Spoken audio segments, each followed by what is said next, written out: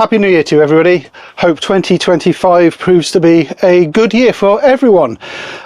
It's an interesting year for us, you know, because 2025 marks exactly 10 years since we started caravanning. Or is it? No, 24 was 10 years that we started caravanning. 10 years that this channel has been alive. I think its birthday is in March of this year. 2025 is also 10 years that we've been members of the Caravan and Motorhome Club. Woo! And 2025 is a special birthday as well. It marks a big birthday for me. Well, that's right, I'm 30. And so this year we've taken a little bit more consideration over things that we're going to do, and I thought I would share with you our plans for the next 12 months. It also gives me a good opportunity to just check on the caravan as well, because I haven't been up here for quite some weeks. So I'll do a couple of checks that I'm going to do here today, and also tell you about things that we're doing over the next 12 months, future plans and changes to those plans already. Yes, today is the first day, by the way, that we've had any amount of sun. It's been a very wet start to the new year, as I'm sure everybody has noticed. I've seen a lot of sites already evacuated because of flooding. The poor people up in Manchester and Stockport, gosh, flooded just like that. But hopefully down here it's going to start nice and dry. I'm going to turn the radio off.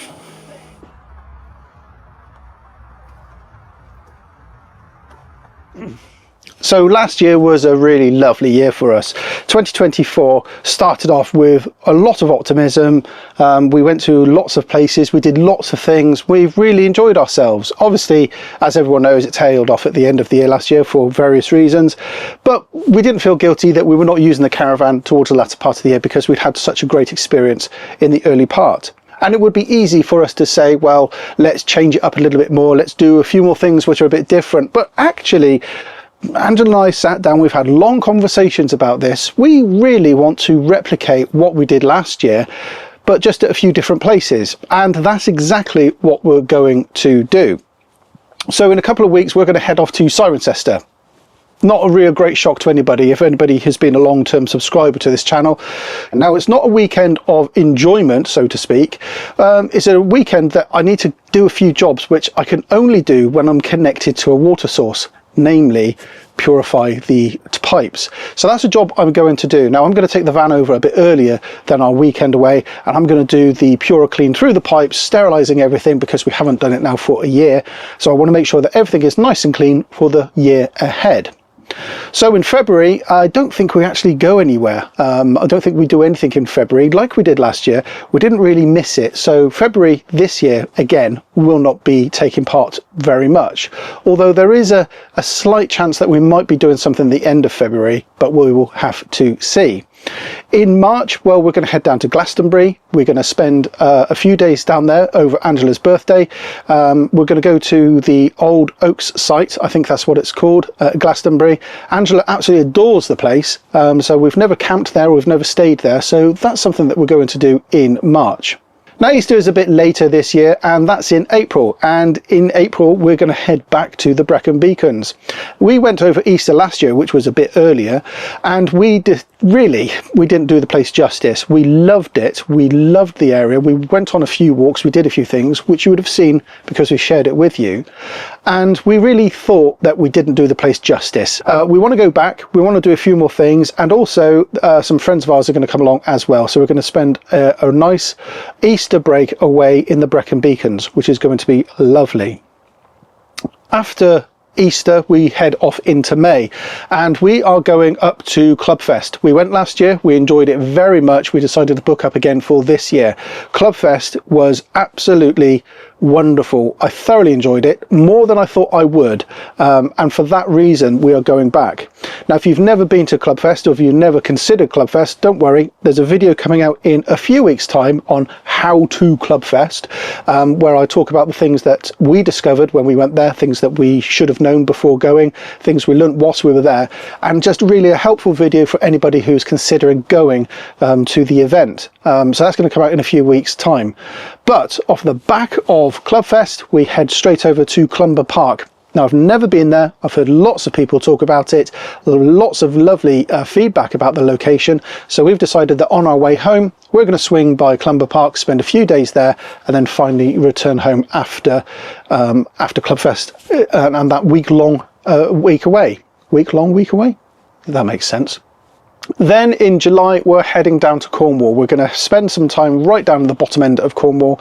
We're going to reconnect with some family down there, and we're going to do that just before the schools kick off. So we're going to head down there, do that, spend a nice long week and a bit in Cornwall, which I'm really looking forward to. In fact, it'd be really nice to do a few things down there. And then in August, we're not going to do anything particularly special. We're just heading up to Malvern. And we're going to spend our August bank holiday up in Malvern. And then in September, well, we're going to France. I'm going to talk more about that in a minute because there's some interesting things already that I've discovered. But we're going to France for a week and a bit. Then in October, we're not going to do anything particularly special. We're going to go to Moulton-in-Marsh, just up the road from where we are. And I think that will be our year. November, December, haven't booked anything, not likely to book anything. Maybe we might go away over my birthday weekend. I don't know. That's all up in the air. I don't know what a boy does when they celebrate their 30th birthday.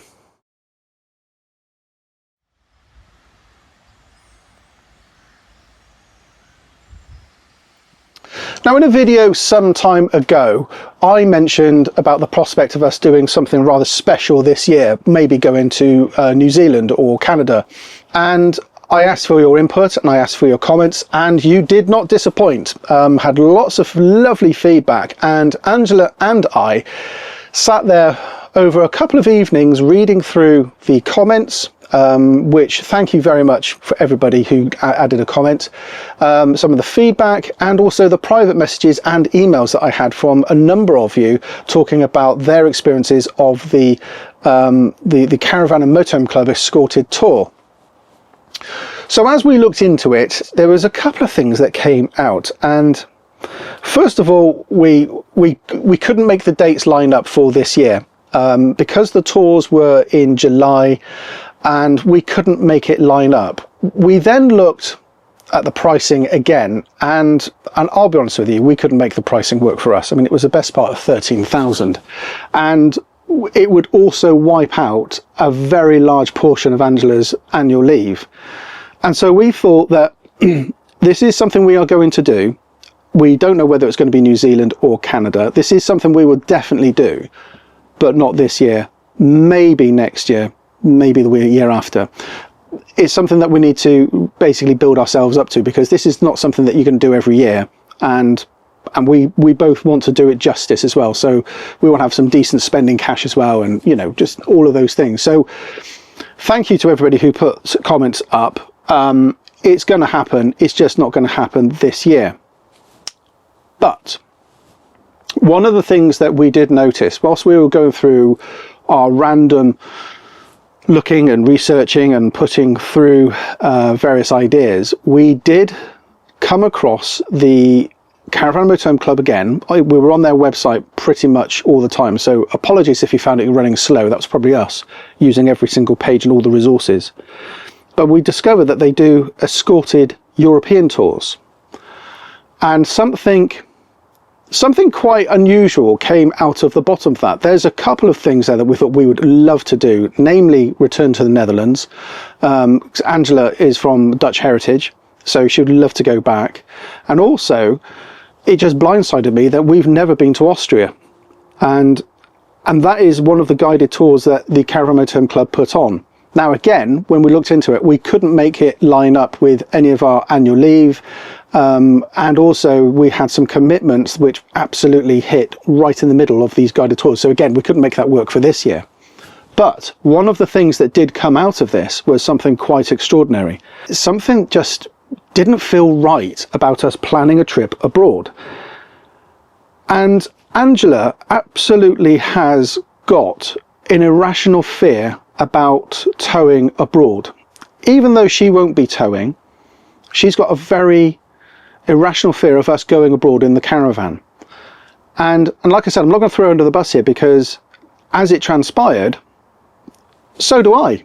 Weirdly, I've got an irrational fear of getting on and off of a ferry. It's the same irrational fear that I have about towing this caravan down the high street of where we live.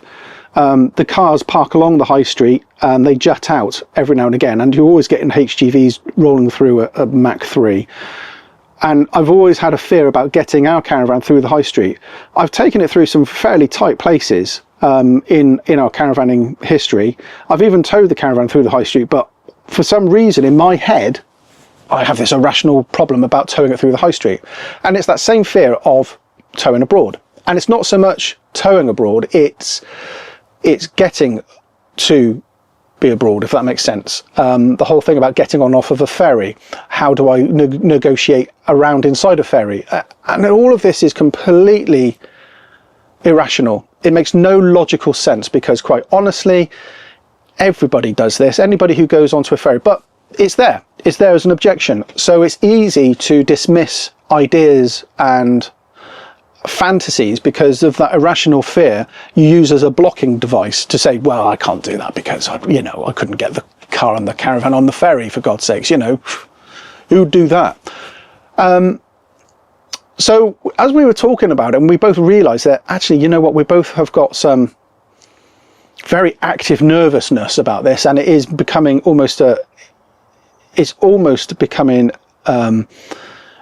anxiety led, that actually we can't do this. We looked at, well, maybe we should just do baby steps. Maybe let's just go abroad. Let's go somewhere which won't require a lot of driving, but somewhere which is very beautiful, somewhere where I haven't been since I was a little lad, and Angela's never been. And we both sat there, we thought, well, let's go to Brittany. There is lots to do in and around Brittany. It is very easy for us to get to, and there's some gorgeous campsites as well. So aside from us going in the caravan, we are actually going to do a couple more things as well. In a couple of weeks' time, we're heading to Amsterdam. We are going with some friends. We're going to spend a weekend in Amsterdam, and we're going to do all the things that you shouldn't do in Amsterdam, but we are definitely not going to those wacky cafes, because that absolutely is not what we're into.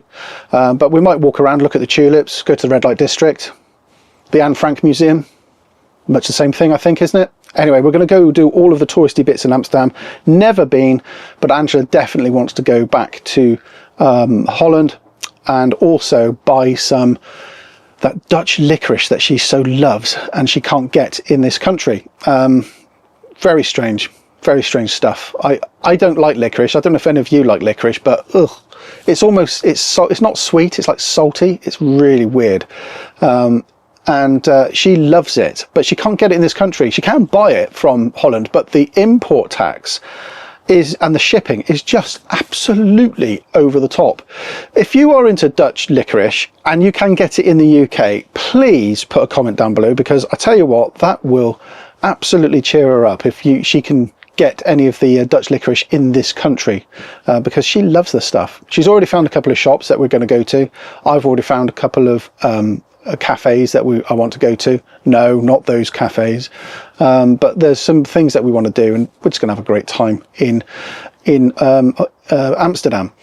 The only fly in the ointment, and it's a muck up on our behalf, is that we are currently waiting for Angela's passport to come back, because we didn't realise that it was so out of date. It's one of those things that we thought, yeah, we've got passports, it's fine.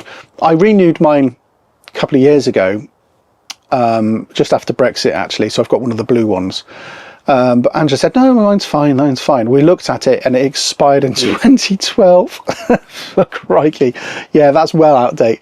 So we're just waiting for that to come back. Weirdly, when we've applied for it, they've asked for extra information, which I don't know why. So they've asked for a birth certificate and a marriage certificate as well. Don't know why, which makes me think we're not going to get it back in the 3 weeks that they promise. So fingers crossed for that. If not, we'll have to do it later in the year. Maybe we'll do it in April. Yeah, maybe we'll do it then. But that's our plans for Holland anyway, and really looking forward to it. But there we go. Any comments or questions, you know what to do, put them down below. And a huge thank you to everybody who has enjoyed our content over the past 12 months and indeed the last 10 years. So that's it from me today. Many thanks for watching, everybody. Please do hit the subscribe button, hit the notification icon if you can do all of that. But we'll see you in the next upload. Thanks for watching, everybody. Take care. Bye bye.